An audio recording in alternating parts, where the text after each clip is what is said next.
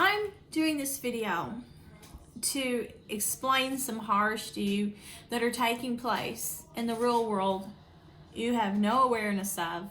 You'll be shocked, you won't believe me, because it sounds like something worse than the Twilight Zone. Only someone in hell or being pursued by the beast itself would be able to share a story like this, and perhaps I am being pursued by the devil. But whatever's taking place is transforming me and horrifying me every day, destroying all the good that's in me.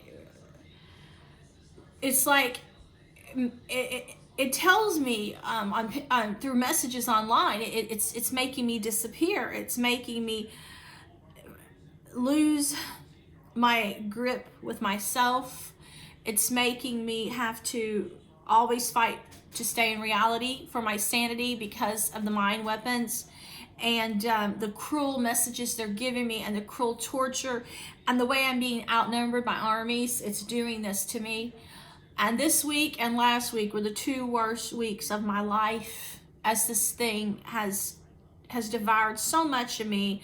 There have been times so touch and go that I felt like the Walking Dead, and I thought if I recover from one attack this night, I won't live to see tomorrow because it's too horrible. The pain, the burning in my breathing, and the bone aches, and the difficulty walking and speaking, and opening my eyes with the stinging burning that they're causing to blind me, and the kidney pain making me want to throw up, and the stomach pain making me feel like something they're rupturing inside, making me want to throw up. They said they were attacking my liver and my spleen and my kidneys and my pancreas, and while they're doing all this, they're sending me weird messages from Disney while putting my face in all these new Disney cartoons as being tortured, as being slutted out, as being a princess, as being a devil woman. All this is taking place. It's just it's not just shocking, it's just disgusting. And they're trying to drain my willpower. And I've told them from the beginning, you've picked the wrong person. But they think there's something in me, some power, telekinesis. Now they're saying they possess me. I've drawn the line. I drew the line a long time ago. They won't listen, but don't you think God's on my side? And I pray that He is. But I have been so traumatized and made to feel so terrible. And then I've got these people that are on my husband's side of the family that's tried to latch on through mafia connections and things. Military connections that are working with the others, that are trying to take my will and my soul, my mind away, and they're even talking about wanting to put me in a ritual through wearing me down as a sacrifice to kill me. This is something that's just too profound and evil to even be in the real world. And I see that so many evil people are multiplying and they're impressioning each other. They're doing the same things and they're taking over the world. And they've told me they want to kill me in a sacrifice for the Antichrist. One, because I resist it, and another one because they said I have a power to know everything and telekinesis. My life started out the way I wanted it to be and the way I want it to be today. And nothing can take that inner peace from me, and nothing can take that inner paradise from me. I was a little girl who grew up in a very sweet, wholesome environment by the river at the end of a cul-de-sac. It was not really a cul-de-sac, it was a dead end more or less, but the end of my street went to a beautiful flood wall, and then over the flood wall there was this like Garden of Eden. I call it the Garden of Eden. It was just a lush green beautiful field before you go down to the river that had sand, and I would go up above the interstate, and the interstate was like my playhouse, and on the other side you'd have your train bridges and this beautiful place. And I used to tell my mom that if I die, I want to go here. But it's crazy that these people are attacking me with weapons, trying to make something overpower me. And the sickest thing is, it has overpowered me. And at night is when they turn on the weapons the most. It tries to convince me it's a person. It sends me Tim Burton things and Stephen King things and Minion things through Disney. It could be any of those people or none of the above. It really could. But this crazy, obsessed person that is pushing my buttons, trying to kill me, since NASA things too, and I have personally met a NASA scientist that came up to me, wanted to know if I would go sightseeing with them in Hawaii, and did ask me to a Honolulu convention, who wanted to take pictures of me. I do know someone with NASA. He's an inventor of a laser satellite. He was supposed to have done research in the deteriorating ozone layer. Who knows? But these people are trying to kill me beneath the radar, but worse than that, they're trying to use this beast to talk to me telepathically through wearing my mind down to make me follow commands 24 hours a day. They finally broke me, and I said, I'm not following your subliminal commands through speaking to my brain. I'm not going to let this thing devour so much of me that I don't even have a mind left. I'm not going to be so degraded after 20 years of torture and bullying and home invasion with cameras and monitoring devices on my phone and killing my dogs, that I'm going to ever accept this again. My mind is trying to recover. I'm getting sleep now you didn't let me get for several years. And you put me in the deadly zone. The doctor said at the emergency rooms, you kept me sleeping 3 hours, and I already had real bad sleep apnea, and I couldn't sleep over 3 hours, and you were attacking me. You never let me get in the REM state for years and years. You had me having automobile accidents. You had me so confused. You had me terrified because on days that I felt good about myself, you would hack my brain so bad it created terror, and you tortured me to create terror, and that was all to wear me down so you could take me over. The whole thing was to wear me down so something evil could infiltrate my mind and body. But you never infiltrated my soul, and I'm going to tell you why and show you how freaking stupid you are. I don't care if you work for high branches of government and do experiments through the occult and human torture and demons and sacrifice. I know more about humanity and the body and mind than you do. If I didn't, then I wouldn't be right here, and I know I'm right. You took a wallflower because you said when you saw me, you thought it's beauty and innocence, too powerful to resist. And like, it was either 97 or right after that is when I first went to the conference. I think I even might have went the first year in 96. But I know I kept submitting some material, synopsis materials and things. And I kept writing, and that was getting stolen from my computer. It was being hacked. And I do remember, though, that someone did come up to me at the conference and did try to feel my energy. And I hope you're not this person. I hope not. I hope to God you're not. But whoever you are, you're deadly. You have destroyed my body. You're trying to destroy my soul. You have wrecked my brain. You said I'm not the same person, and I'm someone no one would want to get to know now. You try to make me wicked. But all in all, God is angry at you, and I think God will seek retribution. I think he'll judge you, and I think that he'll punish you through his wrath. He sees me suffer. I talk to him. I go directly to him. I cry anymore every day from the pain. I just let my prayers and faith in God overpower the evil nastiness you're sending me, the nonsense. I know God is stronger in the heavens, and I know I can pray to him here and get right to the heavens. You might block me, you think, with your weapons. You might think that they're destroying my mind. You're putting me in some energy prison. And you might think you're stealing my soul, but God knows better. And I know better because I know who I am deep down. Like I said, I grew up in a cul-de-sac by the river. My only dream was to have paradise, find paradise. And my whole life, I used stories and different things to try to bring paradise to other people. I tried to use my good heart and my wholesome upbringing to make life good for others. I wanted everyone to see heaven on earth, so I emphasize God's beauty, and gifts, and I wanted everyone to see God in themselves. It was only when I wrote horror stories in order to teach the fallen about Christ in the end by having good endings these people latched on to me. They thought I challenged them. They thought that I was talented, they said, but they thought I had a lot of nerve to write about that but not be on the dark side. So that's what this has been to this group, some kind of game. But to me it was never a game. To me it was just me trying to live and be true to myself. That's all. True to who I am. I know myself. And what did I do? Me and my husband picked a place in the country to try to build our own little animal kingdom and invite good people that love Christ and to have good people that have love in their heart. We have love in our heart. My lifestyle tells you who I am. I made a mistake of using Cyberworld as a writing board when it first came out without me knowing what the hell Cyberworld even was.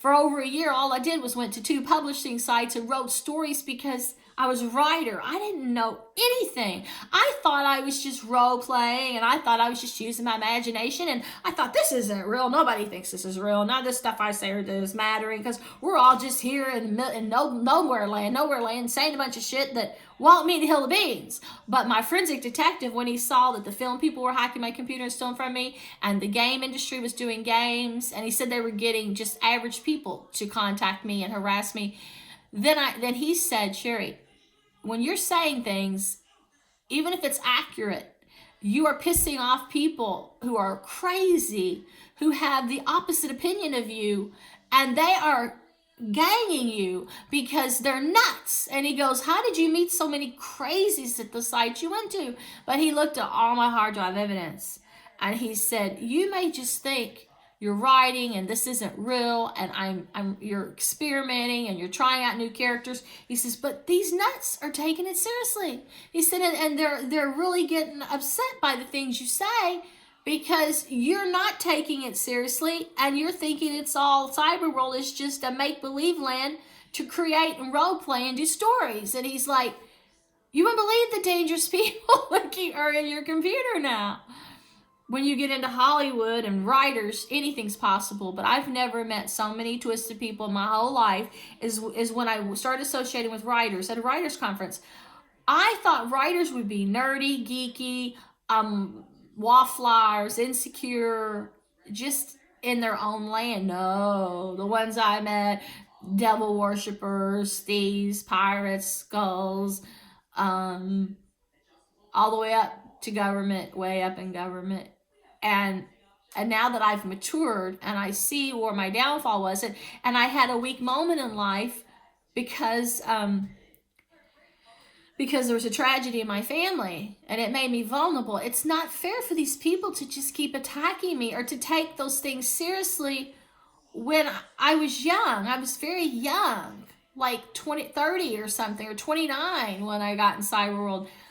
In the mind, believe me, I was much younger. I was much younger in the mind, very sheltered. And so it's been a horrible road for me. But I was the girl when I was in college and out of college, before I dropped college, that I would go to like work parties, or I was invited to go to, by the editor of Courier Journal, to a big elite party when I was 18, where people that owned the television stations and newspapers and people were all there. And you know what they did? Here I was thinking I was the wallflower. Oh, I'm too insecure. These people are too classy. Why'd I get this invitation? Oh, I'm so afraid. They were upstairs doing heroin and looking for drugs. And at a young age, I was surrounded by predators.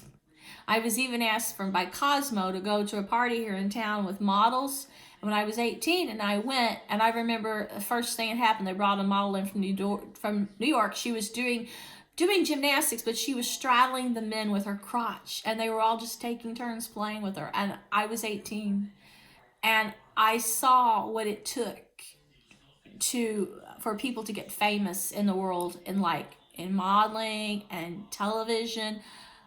I had a really quick introduction to that life when I was young, and it's sick for these people to pursue someone who was the one that hid in the corner when everyone else was doing drugs. Someone who almost lost her life because the guy that took me to the party was a drunk. And that night he got too drunk to take me back to my car. And so I had ended up having to stay at his place. And I wouldn't go to sleep because I didn't trust the man. I didn't know him well enough to trust him. And then the next day, I was driving 45 minutes away to go home and change for work because I still had my party clothes on to go to work at Stewart's, which I worked part-time, working to pay my way through college. My dad was helping me. And at the end of Churchill Downs, I remember stopping at a light, and when I went to take off, some man hit me on the left, and it knocked me unconscious, and I hit the windshield and busted it, and my car went head on into a utility pole. And I didn't know my identity for the longest time. I didn't know what happened in the accident. I didn't even know my name, but God brought me through. And I almost didn't make it. I lost all my grammar skills. I had to quit being the feature editor of my college newspaper. I had to stop writing. I went overseas to try to recover after a few months. I learned what kind of person I am. I'm the kind of person that when I lose everything in my head, and I don't know my own, I don't know anybody, and I don't know my name or anything. I know God.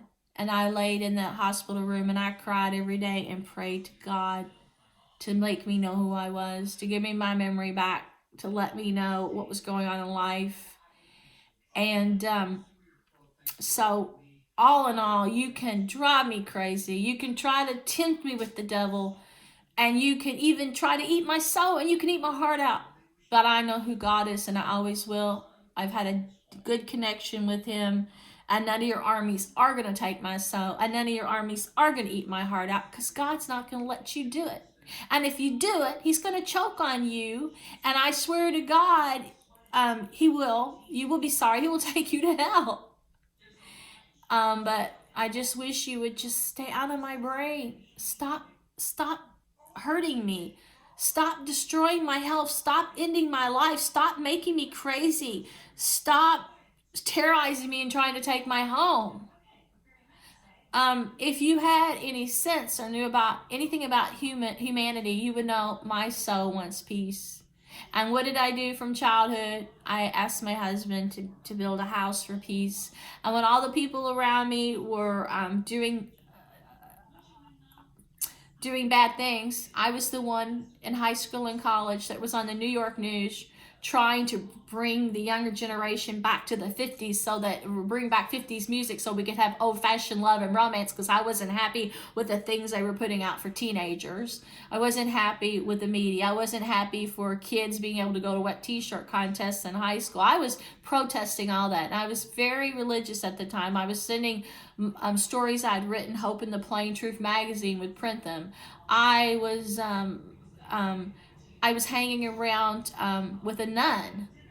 And I kept my virtue for so many years. And I remember when I went to Australia, the family there, the elderly people, thought I was too straight-laced. And I remember the sister said, is everybody back home as goody two-shoes as you? Butter doesn't melt in their mouth. And this elderly couple thought I had been so afraid of life. I wouldn't get on fast rides. I wore long dresses. I was scared of everything. They put me on a bus from Sydney to Perth outback to try to get me afraid of traveling. So I went through 2,000 miles of outback by myself to the other side, and I stayed there for like a month, making it on my own. It was petrifying, staying in this one condo all alone. It was near where that Bond guy lived that sailed the Australian sailboat, and I was like around the corner from him. I think it was Montclair. I was living there.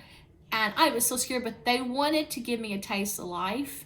And I remember this couple, Robert Pearson's parents, got me on roller coasters and things I'd never been on, and chairlifts at Threadbow. They took me to where Snowy River was filmed, and they got me in chairlifts. And they tried to make me modern. And the sister, Julie, she started changing my dress clothes, trying to get me to be more flamboyant and all this stuff. And they got me on the train, and they'd have me take the train from Danby Street catch the bus first, then take the train into the city and go to all the different train stations by myself. And they taught me to go on the hydrofoil and all the different boats over to all the different beaches, Manly, Bondi. They had me going through St. James Park, the Botanical Gardens, Taronga Zoo, and I would meet them sometimes at St. James Park just for lunch. Toasted cheese and tomato sandwiches is very popular in Australia.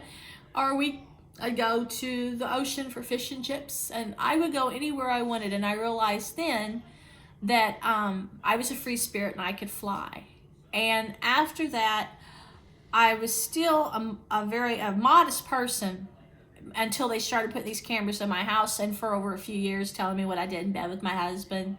But now they've gone too far. They're doing Disney sex creations of me, little nymphets and bimbos with big boobs and all these characters they're sending me. And I've got people online telling me they're going to make me a slave for sexually. I'm 53 years old and they're crazy. They think it was a challenge to them that they could find me, violate me, change my mind, and try to hack my soul. But I told them when I reached a breaking point and a limit that I couldn't go any further. I was close to God. I would never join the dark side, and I would never work in the film industry if those are the kind of people that I have to deal with. I have resisted those kind of people even in my teens. I had more damn sense in my teens. And the man I love is perfect for me. We're moral people. We're good people. We love God. We want a peaceful foundation. We don't hurt anybody. We give to other people. We have never taken anything in our whole life from anybody. He's a giver, a hard worker, an achiever. I'm a nurturer. And just because I write crazy things, it's because I live such a good, clean life that a writer's way of escaping sometimes is through their creations and through their characters. That's all. But my twisted imagination, they did not understand. And it's really just, they say I'm a witch. They say I got a power they've never seen. They say I've got telekinesis. They said I can predict the future. They say God is close to me. They say I'm the Holy Grail. They say I have a power of magic they've never seen before. They say that forces that protect me are God and angels. And I'm living on borrowed time. They say they want to come and sacrifice me. I lived here for 25 years. And now they want to come and try to destroy my home and try to destroy my marriage. None of these flaky people make any sense. And that's why the world is going to fall. Because when you get to deal with this kind of evil, nothing is going to matter. You're going to have all these villains coming and taking from the good people and trying to take their house. Well, what's going to happen in the future? They won't find any peace. Do you think somebody's going to come and take their house? The conquerors get conquered and evil begets evil.